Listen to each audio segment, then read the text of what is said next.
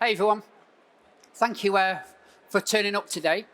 I did think I might have been pitching to myself, or one or two people might be here. So, there's more than 10, so I'm happy with that. So my name's Dr Vincent Walsh. My background's in building complex ecosystems. So most of my work has been outside the UK. So I worked in Africa, Ethiopia, Nigeria for about 5 years, then over to Croatia, then over to Spain. So for about 12 years, I was outside the UK building complex ecosystems, in particular ecosystems for food. Been back in the UK for about 7 years now. And most recently, I've set up a new company called Regen Farm Co. And Regen Farm Co, regenerative farming collaborations. And I think the collaborations part is probably the most important part of what we do and how we do it. I think we all know that there's a huge cultural shift that we need to make over the next 5, 10, 20 years in terms of our food. We have to go from a industrial agriculture to a more hyper-localized agriculture. We have to go to an agriculture which is more adaptive, more ecological, more sustainable. In particular, we need to hyper-localize that production as much as possible and grow food in the UK, which is ideal for our climate. We can't just take a monoculture approach in the UK. We know for the last 100 years, monoculture hasn't worked. It works economically, it doesn't work socially, ecologically, culturally. There's major problems around our food systems. And it's not on the food sector to work that out, but evidently we've all got a responsibility to make our food more sustainable, more adaptive and more resilient. And building new collaborations, really a new culture of collaborations is key to what we do. So, don't know why it's come out like that. Sorry about that. So we work with a range of different organisations. So we work with food companies, a range of different food companies, from smaller to larger, all supporting us to develop more sustainable and ecological food systems. We also work with a range of universities to start wrapping research around the systems and the farms that we're developing, so we can prove that they're more sustainable, more ecological, more rich, more biodiversity. They got more biodiversity, more carbon in the soil, etc. So we try work with a range of organisations who can wrap research around the work that we're doing, work with food companies that can support us, and we can support them to look at what the landscape looks like over the coming years. Also, organisations like Soil Association and Organic Research Centre, we're doing a agroforestry carbon project with them. So there's a whole range of organisations that we work with. And we've all set this up in the last 12 months. The Regen Farm Co is very new, we're only 12 months old. But in that time, we've really tried to kind of build a good cohort of organisations to work with.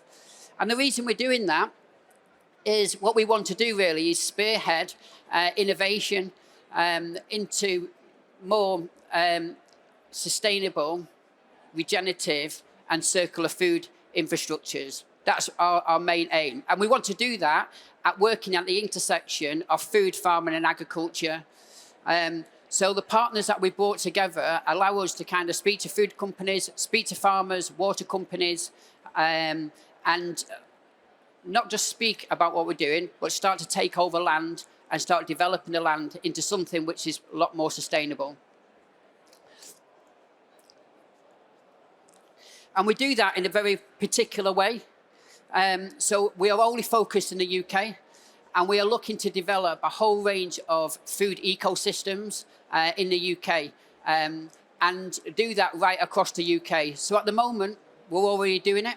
We've got our own farm in Yorkshire. It's 37 hectare farmland. And we did a deal with Yorkshire Water.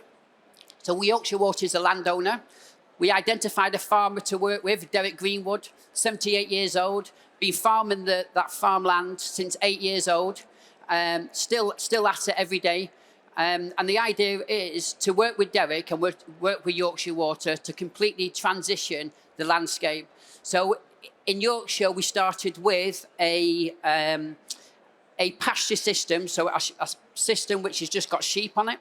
And then over the coming years, what we're doing, we're turning that landscape into what we call a silver pasture system. So a system which has sheep, a system which has plants and herbs, integrated with shrubs, integrated with larger shrubs, larger trees, and larger canopy trees. Basically, what we're doing is we're creating a whole system approach to farming, with the main aim for our farming landscapes to do three critical things.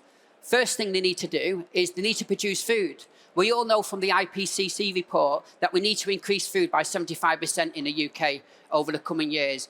We cannot do that if we're going to rewild all our landscapes. We can't do that if we're going to develop woodlands across our landscapes. One size does not fit all anymore. It's as simple as that. And what we need to develop is a much more adaptive and holistic development of landscapes. And that is everything from sheep to cows, to agroforestry, to silver pasture, to silver arable, a whole range of different ecosystems that we have to develop in the UK to make them much more efficient. You know, I've just come down from Manchester on a train, and still, you know, you're on a train and you see hedge, grass, hedge, sheep, grass, hedge, sheep, grass, you know, and we know that them landscapes are really inefficient. They hardly can put any carbon in the soil. They have no biodiversity, and they produce hardly any food. And where we're working in Yorkshire, these are some of the poorest farmers in the UK who are just about to lose their subsidies. And all them farmers are all looking for something different. All these farmers, particularly in Yorkshire, you know, they're all looking for something new. They cannot continue just doing sheep farming or livestock farming when they're going to lose the subsidies. We need to completely transition the way we produce, the way we develop landscapes in the UK. So Regen Farm Co does exactly that. We're not speaking about it. We're not developing documents about it. What we're doing is working with food companies. We're going out there, getting leases on farms and taking farms over, to start transitioning them. We're not interested in doing net zero documents, or telling food companies, what they need to do. What we're interested in doing is being on the ground and doing it. Why? Because that's the way we're going to put carbon in the soil. That's the way we're going to raise biodiversity. That's the way we're going to produce more sustainable, adaptive, ecological food. You're not going to do it in boardrooms. You're not going to do it with a whole raft of new documents about your net zero journey. We've spent too long in food companies and within research speaking about it. We need to now to get on and do it. We've got 18 million hectares of farmland in the UK, and all of that needs transitioning, virtually all of it. And that doesn't mean monoculture is going to disappear. Monoculture cannot disappear because we're so reliant on it. But what we need to do is, instead of having a system which is 80, 90, 95% monoculture, what we need is to transition from that and maybe have a system which is around 40% monoculture, and then we produce food in other ways. And it's not just about land systems as well. We need vertical farming systems, hydroponic, vermiponic, aquaponic systems. We need a whole raft of new ways of producing food. But Regen Farm Co is particularly interested in land-based systems. And we have a methodology that we integrate into all our systems. And it's based on layers. The biosphere, 3.4 billion years of evolution we've had with the biosphere. It tells you all you need to know about natural systems. It took 120 million years from early plants to forest systems. There's a reason it took 120 million years for them systems to evolve, because it needed a genetic code to evolve. It also needed all the pollinators to evolve to create complex ecosystems. The idea that we don't know how to create complex food ecosystems is a fallacy. We do know how to do it. We've known it for a long time because that system has emerged us. So what we need to do is to start kind of looking at how the biosphere, the region of the Earth system where all life resides, and that region is right down to the bottom of the sea, right to the top of the hydrosphere. That's where all living systems are. It took 3.4 billion years to kind of evolve the complexity that we now see in our ecosystems, and we need to mimic that. And there's some principles around mimicking that ecosystem. We know that ecosystems are based on layers. So when I was working in Africa, Ethiopia, Nigeria, some of them food systems could be up to 15, 18, 21 layers. A very simple system is coconuts at the top, underneath that bananas, underneath that coffee, underneath that yams, underneath that a ground cover, and then some kind of root structures. So you can see what we do is we mimic the layers that we find in complex ecosystems. And which complex ecosystems are we mimicking? We're mimicking young woodlands, not forests, but young woodlands. Why? Because young woodlands tend to be more stable and adaptive because they have a smaller canopy. And because they've got a smaller canopy, that means that more layers, more sun can get to the lower layers. And that means we can stack more diversity in them layers. In the UK, our woodlands are based on 7 layers, from the canopy to root structures. And there are the 7 layers: canopy, lower trees, shrubs, herbaceous, ground covers, rhizosphere, and vertical layers. That's how the biosphere creates complexity in ecosystems. So what we're trying to do is mimic these ecosystems and these layers, but every layer has to be a food producing layer. So, or a system plant. A system plant is a plant that you put into a complex ecosystem to do a particular function. So for example, using my canopy trees when I design ecosystems are usually what we call nitro-fixing trees. So this fixes all the nitrogen. And that's critical. Why? Because we know that because of the war and Brexit and all the other stuff that's going on globally, nitrogen has gone through the roof from about £300, people paying up to about £1,500. It's gone through the roof, and we can no longer survive doing that. What we need to build in is nitro-fixing trees to fix nitrogen into our soil, for example. So by mimicking and looking at complex ecosystems, we can start to transition our landscapes, which do 3 critical things. Produce food, which is ideal for our climate. Most of these systems are based on perennials and not annuals. I would say about 80% of our food system globally is based on annuals. And that's a major problem for the food industry. Why? Because annuals, you're disturbing the soil every 3, 6, 9, 12 months. You're taking products out of the soil continuously. And what does that do? That lets carbon in the soil. It wrecks the complexity of fungus in the soil, etc. And we have to kind of move away from that. So producing food in the UK, but producing food which is ideal for our climate, i.e. perennials, and also putting carbon in the soil and raising the biodiversity. Now, them 2 things, we all know that we focus on carbon in the food industry, but actually it's a bit of a fallacy, because if I ask you what's more important, carbon or biodiversity, which one would you think? Well, it's a trick question, because you can't put carbon in the soil without biodiversity.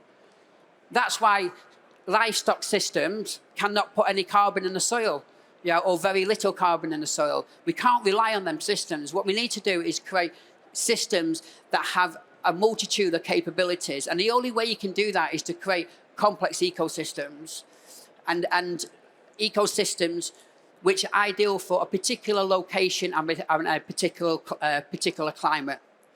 So what we're trying to do is transition traditional farming landscapes to something which more looks like this.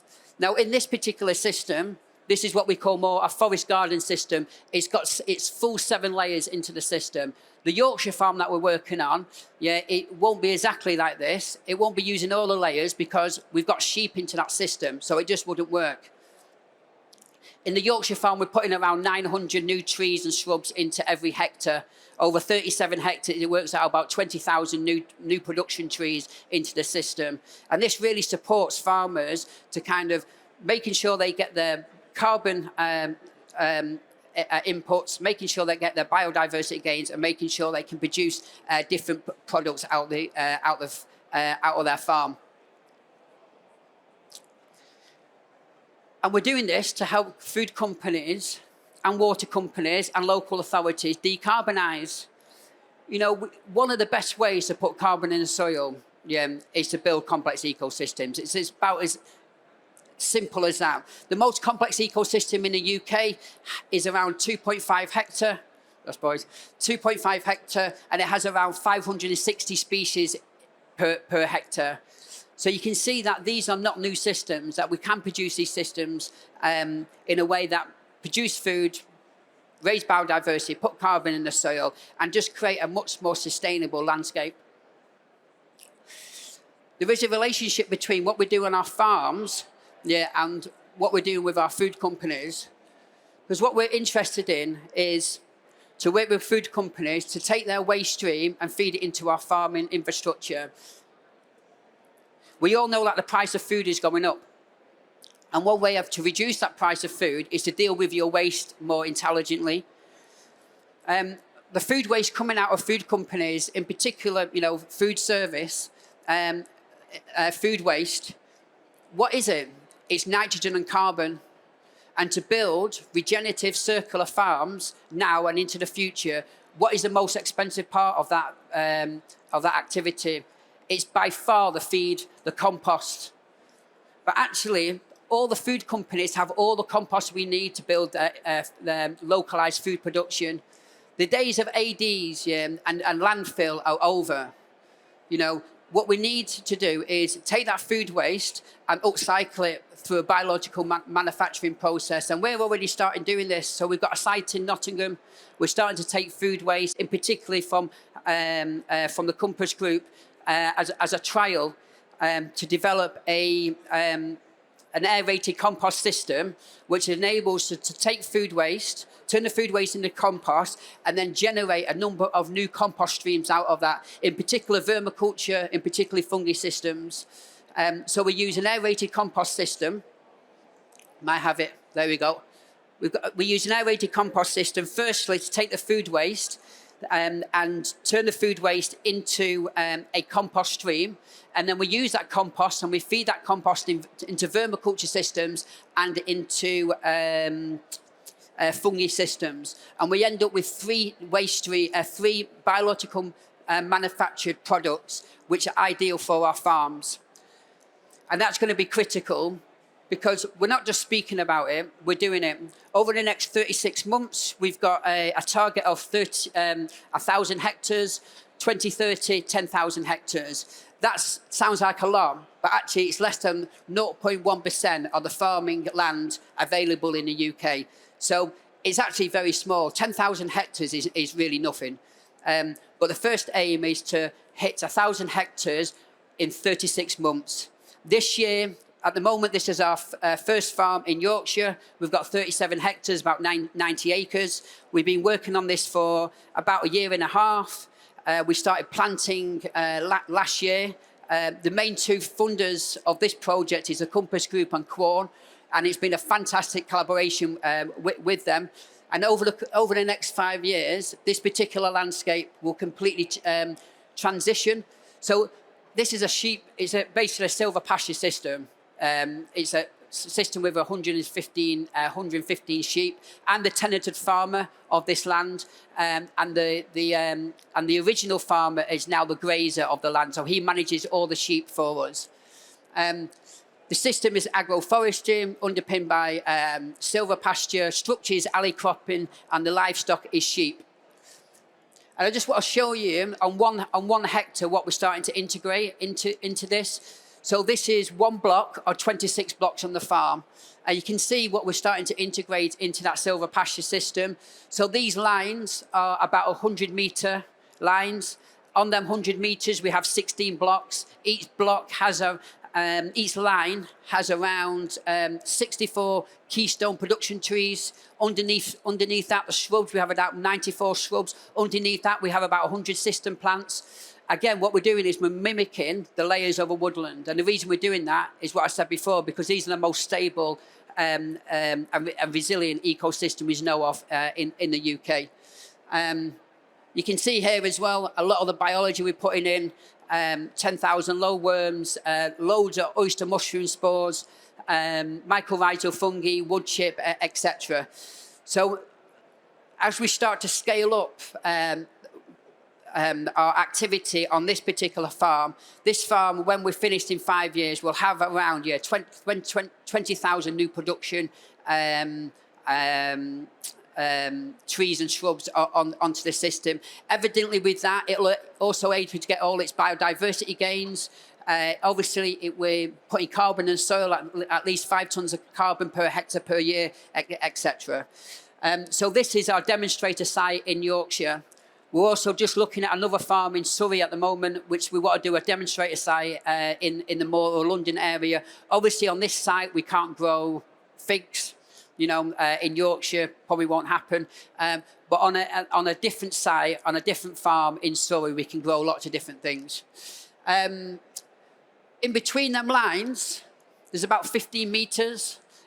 Between them 15 metres, we're putting in 57 cover crops across brassicas, legumes, herbs, grasses, cereals, etc. So right from the soil layer, right to the canopy, we're just trying to stack the system up as much as possible. And we just want to drive as much diversity and complexity. Particularly, what we're trying to do is increase the photosynthesis capabilities of the site. That's what we're trying to do. The more photosynthesis capability you have on the site across different layers, the more carbon you can put in, the more efficient the system is. It's about as simple as that. Oh.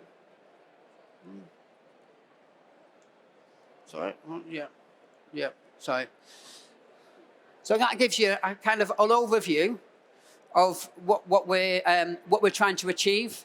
37 hectares right now. 1,000 hectares in the next 36 months, 2030, 10,000 hectares. We're trying to put in around 5 tons of carbon per hectare per year. That if we hit our 1,000, we're putting around, I think it's 120,000 tons of carbon back into the soil, as well as the food production, the whales, as well as the biodiversity gains we get out of the system. There is some challenges around what we're doing in terms of contracting farms. So at the moment, our first farm, I'm the tenanted farmer on it, we've got a 30-year lease on that. We don't expect that's going to be the same way we do all the farms. So we're expecting to develop a range of different collaborations with the food companies, but also with the farmers. So what we're trying to do is be right at the intersection of farming and food. We're trying to scale up our farming activities by developing a range of collaborations with the farmers, but then bringing food companies in. Why did he want to do this? Well, food companies are interested in what a good regenerative system looks like, something they can touch and feel, something they can come and visit. We've done loads of engagement with Compass and Quorn on the farm. Actually, all the stuff that we've planted, we use as an engagement tool. So every time we're planting trees, shrubs, plants, mushrooms, whatever it is, we're inviting the food companies and we use it as an engagement tool. That, I think there's a lot of charlatans around regenerative agriculture and regenerative design, and I think what we're trying to show the food companies and the farmers is how you actually develop really good complex ecosystems through intelligent design, underpinned by circular and regenerative methodologies. That's kind of what we do. And that's why the food companies are interested. They're also interested about, what are the new foods that are coming out of landscapes over the next 10, 20 years? In particular around perennials and annuals. There's a lot of learning to be done around that. And in terms of farms, why farmers are working with us and water companies and so on, why Derek Greenwood decided to collaborate with us, first because, he wants his sheep to have the best landscapes. He wants to make sure that the sheep are having a good gut health. That they've got shelter when it's really warm on the site. They've got shelter when it's really cold on the site. And these things are really important for farmers. Farmers just want to make sure that their livestock, the ones who are doing livestock farming, want the best for their animals. even though we're not too interested in the production of the animals, what we're trying to do is create an ecosystem that works with them animals. And that's why we're working with farmers and landowners and water companies and food companies. So that gives you a kind of overview of what we're doing. And I would like to ask you something now around the challenges of the transition that food companies need to do. You know, what do you think are the big challenges around food companies who want to kind of hit net zero? And how do you think this kind of approach might help or might not? So over to you. Don't be shy, come on.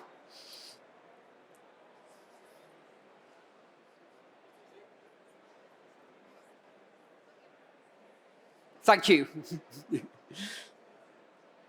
I've got a ready meals business that is just switched to using regenerative beef from a farm down in Devon.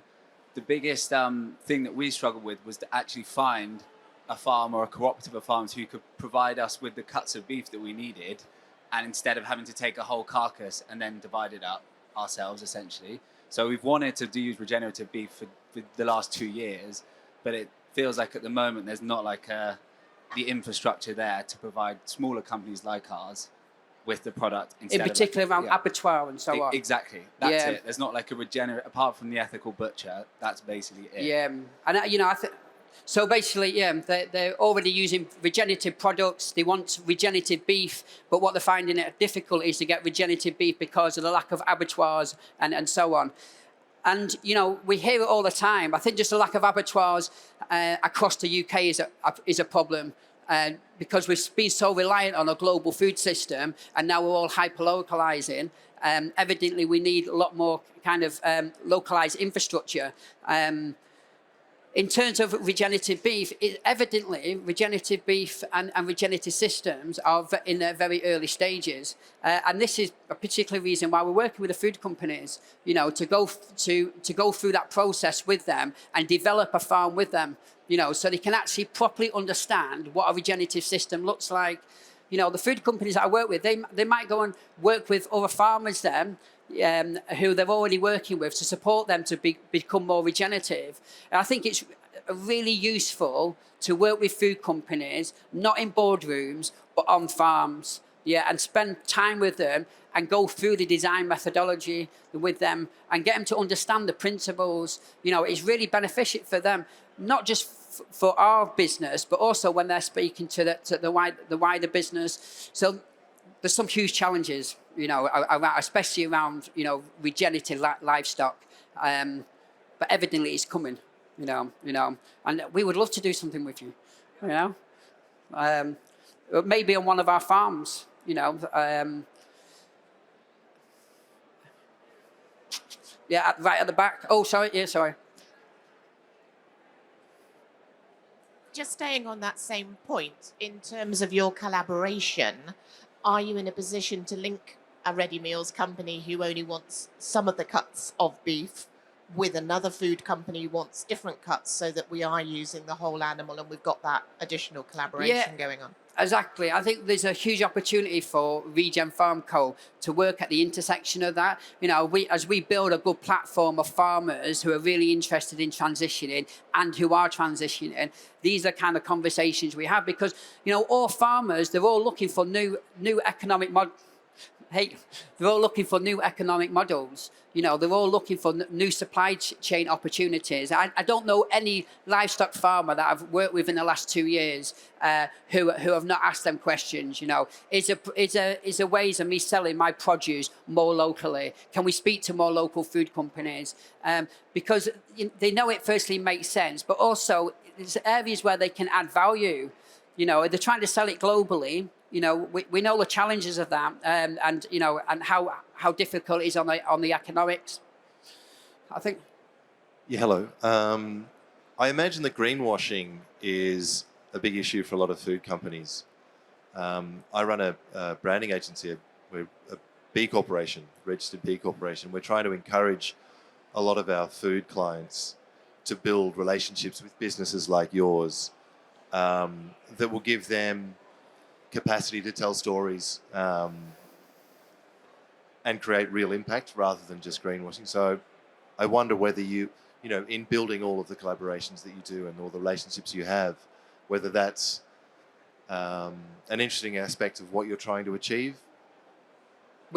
Reducing greenwashing by actually doing things within the real world. Yeah, I think food companies have got a huge challenge, and I also don't think food companies, you know, are solely responsible for the farming mess we're in, you know, but they're definitely part of the equation and also part of the answer. I have to say, the food company, I kind of choose who I work with. It's more about people rather than companies. And I always try to work with the people in the companies who really want to kind of kick doors down, you know, make things happen, put their neck on the line. And, you know, in particular, with Compass and with Quorn, I found them people who really just, you know, want to drive innovation and do something new. And, you know, and also I think there's an element of risk, you know, around, you know, what we're doing. It's not all going to be plain sailing. We are going to make some mistakes. Not all ecosystems will work, you know, in terms of functionality and so on. Or produce the kind of food that we wanted out of the system. You know, there's a huge learning curve. But you're right, it's kind of, for me, you know, it's kind of trying to find the right people in the business to work with rather than, you know, the right companies to work with.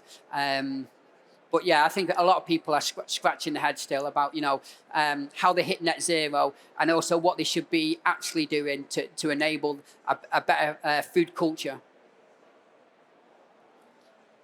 How long have you been going for, and how do you charge? So we have been going no less than 12 months. So we're very new. In terms of what we do, so our first raise was about 250,000. We're trying to get over a second raise at the moment, which will be around about £1 million. What we tend to do in terms of charging, we are more around creating collaborations. So just be transparent. With the first farm, we approached Compass and Quorn. We said what we wanted to do.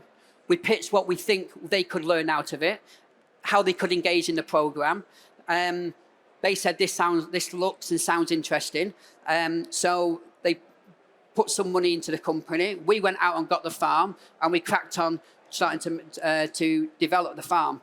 So that's where we are right now in terms of the companies we're working with, the farming infrastructure, and a little bit of capital what we've raised. Evidently, to get to 1,000 hectares, we're going to need more than £1 million.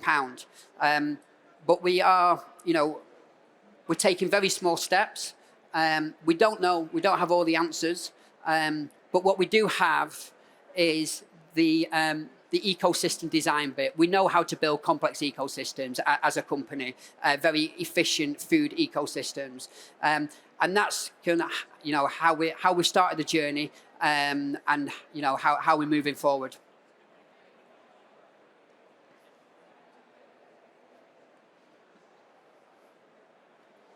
Thank you. You said it was important that all of those different canopies provided some food and therefore a new cash crop for our farmer.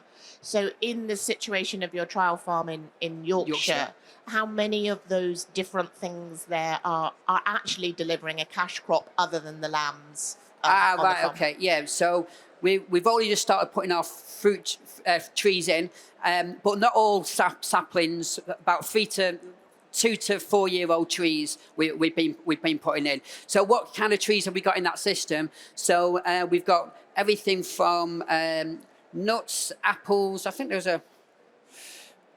Oh no.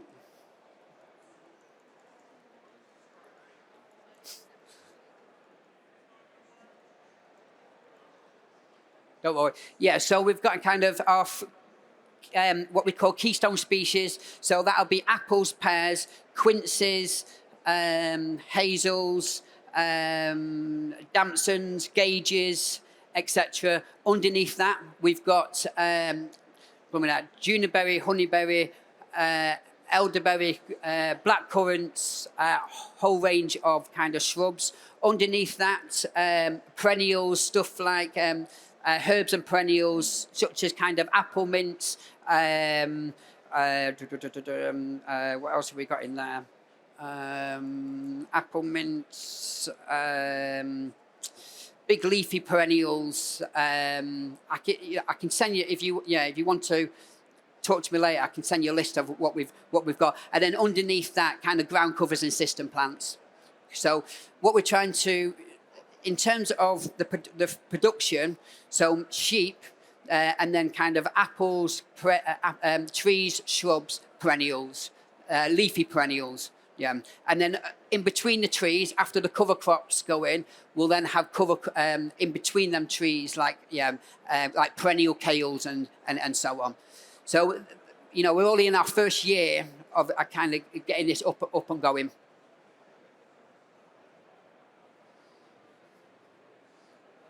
Anyone else? No? Good. All right. Thank you for coming to the session. If anybody wants to chat with me, just feel free to do so. And thank you for coming over and thank you for your time.